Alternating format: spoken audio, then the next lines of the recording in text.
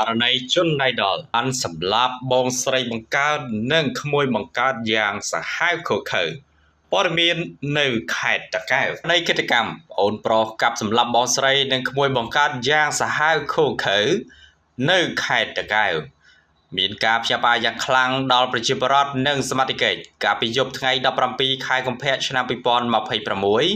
កន្លងទៅនេះបន្ទាប់ពីមានករណីឃាតកម្មដ៏រន្ធត់មួយបានកើតឡើងស្ថិតនៅភូមិត្រាវអែមឃុំពោពេស្រុកត្រាំកក់ខេត្តតាកែវសេចក្តីរាយការណ៍ពីកន្លែងកាត់ហេតុបានឲ្យដឹងថាបើយោងតាមប្រភពព័ត៌មានបាក់ថំបានឲ្យដឹងថាជនអៃដលដែលត្រូវជាប្អូនប្រុសបង្កើតបានប្រើប្រាស់នៅអាវុធមុតស្រួយបានកាប់សម្លាប់បងស្រីបង្កើតក្មួយបង្កើតរបស់ខ្លួនឯងបណ្ដាលឲ្យស្លាប់ក្នុងថ្លុកឈាមយ៉ាងអណោចអធមបំផុតក្រោយពេលធ្វើសកម្មភាពរួចជនអៃដលបានរត់គេចខ្លួនបាត់ស្រមោលពីកន្លែងកាត់ហេតុទីតាំងកាត់ហេតុនៅភូមិត្រាវអែមឃុំពោពេស្រុកត្រាំកក់ខេត្តតាកែវនាយប់ថ្ងៃទី17ខែកុម្ភៈឆ្នាំ2026ជនអៃដលនឹងកំពុងរត់គេចខ្លួននៅក្នុងនោះប្រជាពលរដ្ឋក៏បានសំណូមពរសូម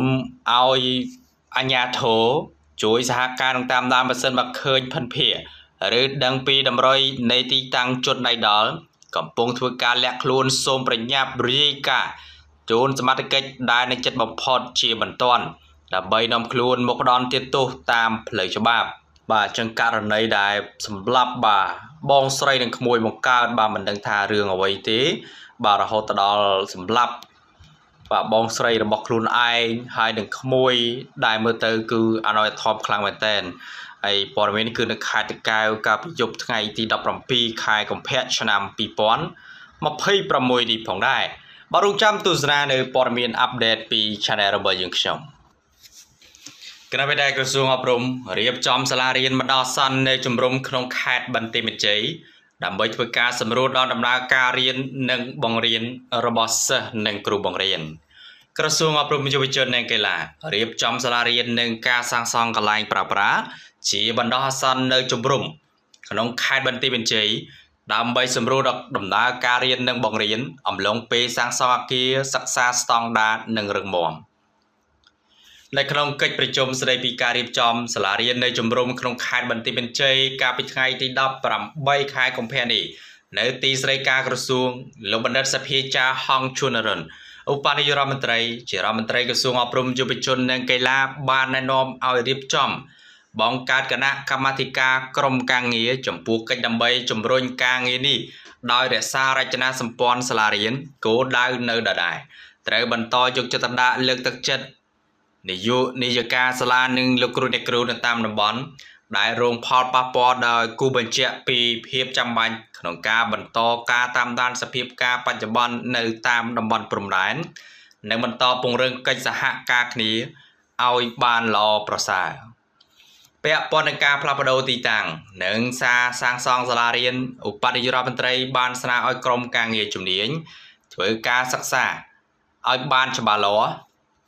ពីចំនួនសិស្សនិងទំហំនៃការវិនិយោគឲ្យមានប្រសិទ្ធភាពនិងចុះទៅពិនិត្យផ្ទាល់ដល់ទីតាំងថ្មីដោយសហការឲ្យបានល្អជាមួយនឹងមន្ទីរអប់រំយុវជនកីឡាខេត្តអាជ្ញាធរដែនដីដៃគូអភិវឌ្ឍនិងម្ចាស់ជំនួយនានា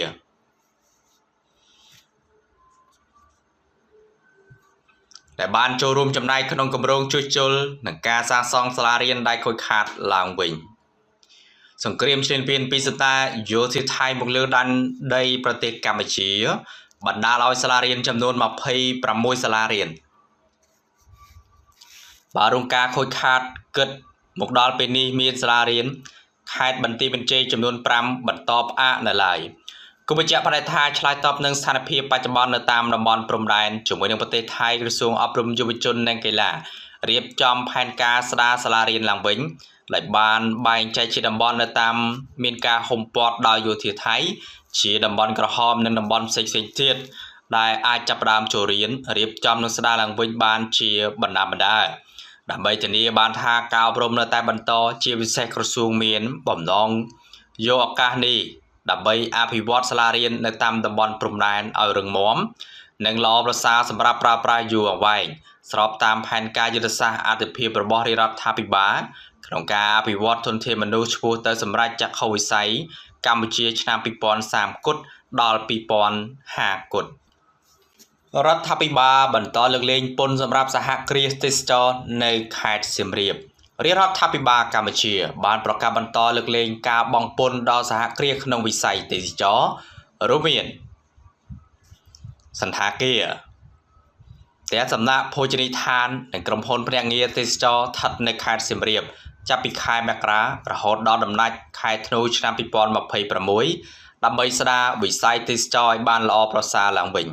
បើយោងតាមសេចក្តីប្រកាសបានចុះហត្ថលេខាដោយឧបនាយករដ្ឋមន្ត្រីអូនពាន់មនីរដ្ឋរដ្ឋមន្ត្រីក្រសួងសេដ្ឋកិច្ចនិងហិរញ្ញវត្ថុផ្សព្វផ្សាយកាលពីថ្ងៃច័ន្ទបានបញ្ជាក់ថាសហគ្រាសនឹងត្រូវបានលើកលែងពន្ធប្រចាំខែគ្រប់ប្រភេទលើកលែងតែពន្ធលើតម្លៃបន្ថែមនិងអាករលើការស្នាក់នៅចាប់ពីខែមករាដល់ខែធ្នូឆ្នាំ2026នេះពន្ធលើប្រាក់ចំណូលសម្រាប់ឆ្នាំ2026ក៏នឹងត្រូវបានលើកលែងហើយពន្ធលើប្រាក់ចំណូលណាមួយដែលបានបង់រួចហើយសម្រាប់ឆ្នាំនោះអាចត្រូវបានយកទៅអនុវត្តជាអនុទានពន្ធសម្រាប់ការកាត់បន្ថយពន្ធលើប្រាក់ចំណូលនៅឆ្នាំ2027ហើយសហគ្រាសទេសចរនឹងមិនត្រូវទទួលរងនឹងការធ្វើសាវនកម្មពន្ធសម្រាប់ឆ្នាំ2026ឡើយលោកធួនស៊ីណាប្រធានសមាគមទេសចរអាស៊ីប៉ាស៊ីហ្វិកកម្ពុជាយល់ឃើញថាក្រមវិធានការរបស់រាជរដ្ឋាភិបាលគឺជាការចូលរួមគាំទ្រដល់ម្ចាស់អាជីវកម្មក្នុងវិស័យទេសចរបន្ថែមទៀតលោកក៏ចង់ឲ្យរដ្ឋាភិបាលពង្រីកការលើកទឹកចិត្តផ្នែកពន្ធឲ្យបានលើសនឹងដោយសារតែការប៉ះពាល់មិនមែនមានន័យថានៅខេត្តសៀមរាបនោះទេប្រធានសមាគមទេសចររូបនេះក៏បានបន្ថែមថាសង្គ្រាមកម្ពុជាថៃនិងបញ្ហាភូមិសាស្ត្រនយោបាយនៅលើពិភពលោកធ្វើឲ្យភ្ញៀវទេសចរអន្តរជាតិធ្លាក់ចុះប៉ុន្តែស្ថានភាពភ្ញៀវទេសចរមិនអាក្រក់ពេកទេមានការលុបចោលនិងការកក់ជាបន្តបន្ទាប់ទោះបីជាមិនមានច្រើនតាមអ្វីដែលយើងចង់បានភ្ញៀវទេសចរមកលេងខេត្តសៀមរាបផ្ដើមមានការធ្លាក់ចុះក្នុងនោះកក់ថ្មីក៏លែងមានហើយការកក់ចាស់ក៏ត្រូវចាប់ផ្ដើមលុបជាបណ្ដាចាប់តាំងពីសង្គ្រាមផ្ទុះឡើងសារជាថ្មីកាលពីឆ្នាំមុនបើយោងតាមគ្រឹះស្ថានអង្គរនៅក្នុងខែមករាឆ្នាំ2026ភ្ញៀវទេសចរអន្តរជាតិចំនួន93,191 នាក់បានទិញសម្បត្តិចូលរួមទស្សនារមណីយដ្ឋានអង្គរដែលធ្វើឲ្យកម្ពុជារកចំណូលបាន 4.5 លានដុល្លារធ្លាក់ចុះ 34.48% ធៀបនឹងរយៈពេលដូចគ្នាកាលពីឆ្នាំមុននៅឆ្នាំ2025ភ្ញៀវទេសចរអន្តរជាតិជាង 95,000 នាក់បានទិញសម្បត្តិចូលទស្សនារមណីយដ្ឋានអង្គរកើនដល់ 6.70% ធៀបនឹងឆ្នាំ2024ដែលនាំឲ្យកម្ពុជារកចំណូលជាតិបាន 45 លានដុល្លារធ្លាក់ចុះ 6.51% ធៀបនឹងឆ្នាំ2024បើយោងតាមក្រសួងទេសចរនៅក្នុងឆ្នាំ2025កម្ពុជាទទួលបានភ្ញៀវទេសចរអន្តរជាតិចំនួន 5.57 លាននាក់ធ្លាក់ចុះ 16.9% ធៀបនឹងឆ្នាំ2024ភ្ញៀវទេសចរជាប្រមាណ 25 លាននាក់គណៈចំណូលទេសចរសម្រាប់បានប្រមាណ 3.7 ពាន់លានដុល្លារកើន 3% ផងដែរ